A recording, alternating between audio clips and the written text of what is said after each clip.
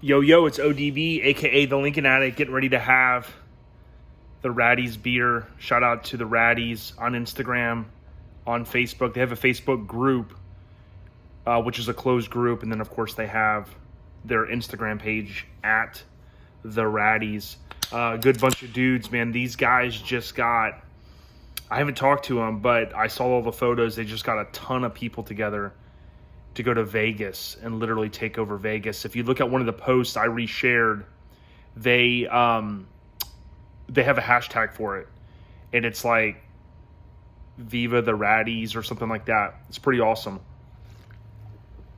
Ice cold beer. Just put in some work on my Lincolns, and it's a good feeling today because I put the shop up several years back, and my dad passed away a little over 3 years ago. He helped me paint the floors and everything, and he had named this car, which is JFK Ride. We were always intrigued by JFK assassination, read a lot about it. Living in Tampa, he was here right before he traveled to Texas, and that's why we do the Tampa Kennedy cruise. After my dad passed, I ended up purchasing the 64 Lincoln Continental convertible, and Tony and a few others have helped a lot in getting this car running, driving, reliable, a lot of work done to it. It just was a good feeling because I'm actually getting rid of just junk and clearing out space so that I can actually come out here and enjoy it. I've got all my steel rubber products I'll be putting in soon. So shout out to Steel. They're good people, best in the business. I'm going to be doing videos on the install. And I did an unboxing in the past. But shout out to Steel Rubber Products, best in the business. I'm going to do I'm working on a video for the install of the kick panels. Paul, the other night, I went there on Thursday, and we mounted them. He mounted them, and we took it up the road, and we tuned the amp with his oscilloscope. He kind of used that to ensure that kind of get loud as possible without any clipping, and then, just do some manual tweaks. But, man, they sound great. It was definitely fun cruising home, turning up some music and just riding. Really love how they look, and just even in the day, driving, looking down at this side, I'm just like, wow. The car did not have kick panels when I purchased it, those carpet pieces. So, to have something that's finished that looks so good, it's definitely something I'm stoked about.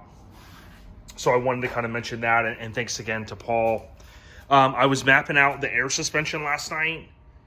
This is a second tank that I have, which I think I wasn't going to use, but I think that I am. It's there's only about 32 inches space in the trunk in that wheel well towards the front of the car, right? That space. So I've got one tank set up that's going to go in there, and this is going to be the second tank that's going to hopefully go right above it.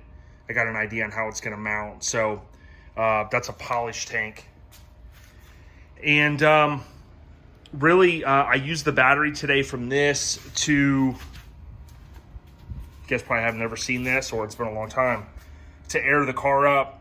I have a battery that's going to mount back here eventually. Not going to mount the battery up in the engine bay, but was messing with this and just bringing back memories of all the hours I put in on this thing.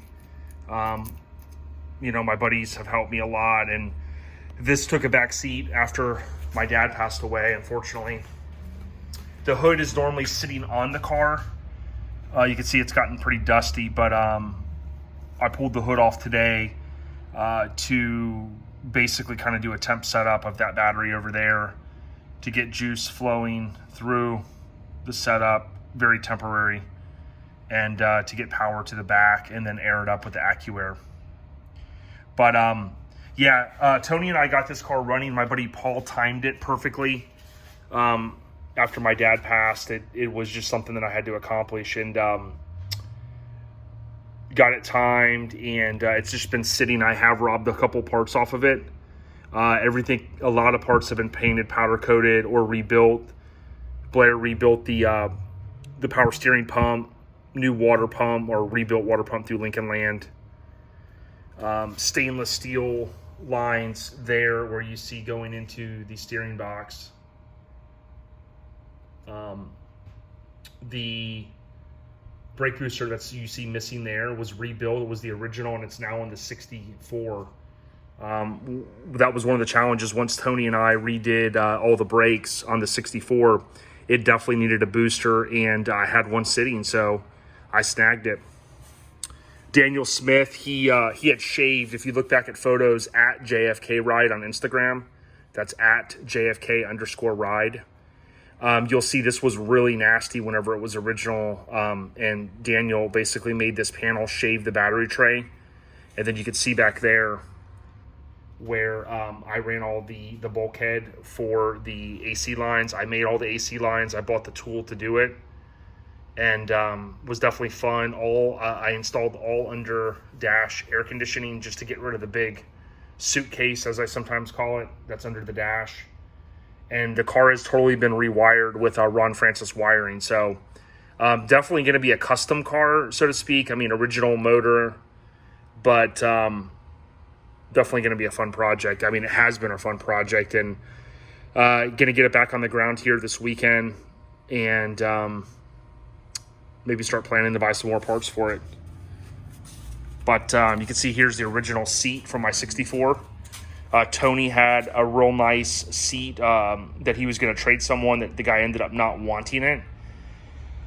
For whatever reason, he got his done or whatever, and I do love the originality of this seat. But you could see it is very worn, patina style. Now, I would rock this every day. I mean, this thing was still comfy, and but I could not pass up when Tony said, "Hey, I got a deal for you. I'll make you an offer you can't refuse." And that's why I ended up putting this front seat and the rear seat, upper and lower panel, of course, in the rear, in. But this car is going to stay this way for a while. Obviously, the interior is something that I am going to do. The door panels will eventually be redone. I have a whole nother set.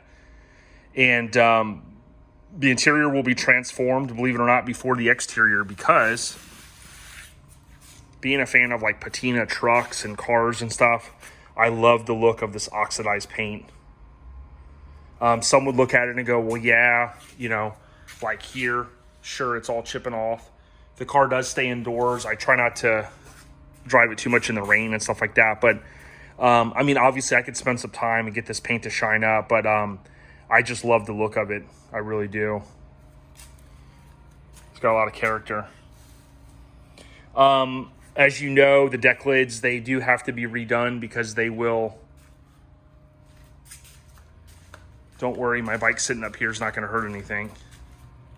I sat it up there really easy today.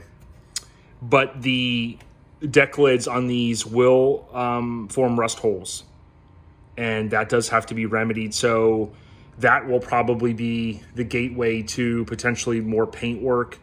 The way I understand it is it's possibly the glue that was used from the factory for the under structure, and that will eventually cause, especially some of these earlier year Lincolns, for the deck lids to rust. So, anyways, just chilling, getting ready to go do some family stuff, and wanted to kind of give you guys an update. I know some people are like, whatever happened to your 67? Well, took a little break from it. You know how life goes, and I'll show you guys more next time. It's a mess in there. But it's definitely fun.